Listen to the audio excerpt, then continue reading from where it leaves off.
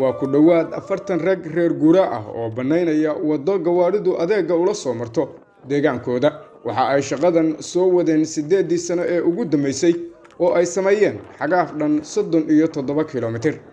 iyada oo ay ahayd aroor waraabireed aroor oodan wadaduna ay mari jirtay geel doora marka isku tashi badan baanu sameynay dadku markuu xanuunsado hadii ilaahay safarka hadii ilaahay qadaraayoy hayaanka reerku markuu guurayo wax badan baana na soo food saaray marka waxaanu isku tashi baanu sameynay isku tashigaas wuxuu yahay in aanu wada keeno caana badan waanu baran ka soo dhaqay ragga wadadan sameynaya degsimadoodu waa kuwa inta badan ku neg deegaankan oo ka tirsan buuraha Calmadow ee gobolka Sanaag kaas oo kamid ah dhulka ugu cagaaga badan Soomaaliya oo ay horay ugu yaraayeen jidadka gawaaridu marto midda hadda laga shaqeynayo waxa qoysaska miyigu ku maalgeliyeen xoolahooda hay'ado wax maalgeliye iyo kuwa bariis bixiye iyo ma jirin arigayaga baanu qaybna iibsan jirnay qaybna ku qalan jirnay qaybna waa iibsan jirnay raashin baanu soo siisan jirnay qaybna waa ku qalan jirnay iyo nafaca kale ay leeyihiin caanaha iyo hadii ilaahay qadarayo waxyaabaha soo dhan baanu ku maalgelinay wadada aad aragtay sida jidkan hawlaha shaqo ee reer guuraagu wada jirka u qabanayo waxa ka horeeya shir inta guurtidu iclaamiso la isugu yimaado kadibna lagu gudoomiyo talo la wada gaaray reer miyigu waa dad isku xidhan oo haddaba qadarkeeda leeyahay dhaqankoodu wuxuu yahay dhaqan isku xiriirsha waxa dhaqanka keenaya odayaal baan leenahay odayaashu markay ay soo jeediyaan wax ku khaafiyan ma jiraan dadka nin walba cid ku noqonaya waa ku dhaqaaqeena waa sameynana sidaa darteed waxaan oranaynaa waxba fakir baan is weydiinayna fakirkaas wuxuu yahay warheedha wadada see halka wax libaan uga gaadna ama haddaba qadar wada u furana ama haddii ceel ugu qodana ama haddaba qadar نعم كوغو سميسنا سيدي واسو راعناي واسو ودا وافقناي واسو سميسنينا وكو دقاقينا وكا هاي لعag kaga badoono dawlad lacag kaga badoono bacbisteen lacag kaga badoono xolayga ru samaysana markii aanu samaysano waa ka soo siyaasad horumar ugu gaaray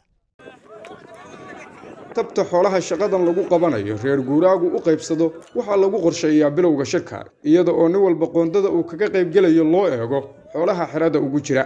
ninkii shaharkii wuxuu qabaa $100 $150 $200 ba ugu badan ninba inta xiradiisu leegtahay baa la miisaamaya ninka ariga badan waa 200 ninka dhexdhexaada waa 150 ninka kale waa 100 xooguna waa sabiilullah markii 8 sano si wada jira uga shaqeynayeen iyaga oo arigooda intifaacsanaya ayay dhameystireen xagaaf deegaanka ku xira degmada Baran oo 37 kilomitir kadibna waxa ay bilaabeen wado kale oo deegaankooda ku xirta degmada Laasqoray ee gobolka Sanaag haddana waxa noo muuqatay wadadii inay oodan tahay oo wadadii Laasqoray ay ka oodan tahay oo marka aanu rabno inaanu Laasqoray qabanno inaanu baran ku noqono oo geel doora soo marno waxa noo muuqatay inaanu halka ka dusino oo caana badan geel doora isku xidhno waa sida xirfadaha kale oo dhiirigelin kama maarato shaqadan raggu wada jirka u qabanayo hawlaha miyigana mid walba sidaas ayay u leedahay hees hawleed u gaar ah oo goobteeda looga jiibsho wadada markaan sameynayno waxaan leenahay هاي ودادي هوري ووري جري ويوها دوانا يو هو دلكاغي ويا هو دلكاغي ودلعولي ويوها deegaankani waxa uu ka tirsan yahay buuraha Calmadow ee gobolka Sanaag kuwaas oo kamid ah meelaha Soomaaliya ugu qabow waxaana ku badan dhirta oo waa kaymo madaxa iskula jira iyadoo mararka qaar koodna ay soo fariisato ariyaamo iskaga ka gudbaysa in aad meel dheer wax ka aragto arintaasi ayaa sababtay in casar dheer shaqada laga rawaxo maalintii aan joognay laakiin inta aan loo caraabin xaafadihii saaka laga yimi ayaa barbaartu halkan ka jabsadeen ciyaar dhaqame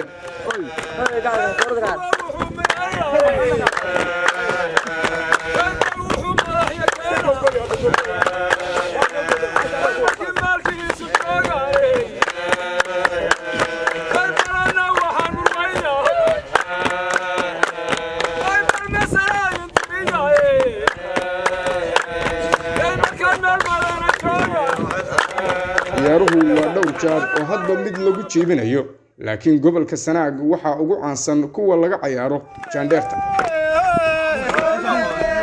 asar aan reer guuraa cabaar la jiibinay kadib waxaan baran u maray jidka dadka deegaankani sameeyeen iyaga oo xoolahooda biilanaya maxamed xasan dhalo degmada Badhan